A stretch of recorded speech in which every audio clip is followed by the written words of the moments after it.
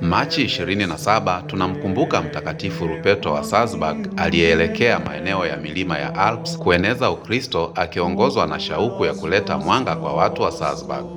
Alikumbana na changamoto na mashaka kutoka kwa wakazi wa eneo hilo, lakini upole na kujitolea kwake taratibu vilishinda mioyo yao na hivyo watu wengi kukubali Ukristo.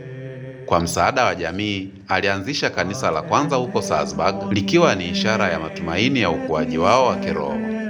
Licha ya kukutana na upinzani kutoka kwa wapagani, Ruperto alibaki imara katika dhamira yake, mara nyingi akirudi mlimani kwa ajili ya maombi na tafakari, akitafuta mwongozo wa kimungu katika safari yake.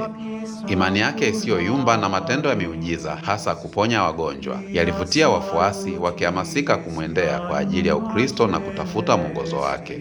Kuna mengi ya kujua kuhusu watakatifu. Tafadhali tembelea mitandao yetu ya kijamii.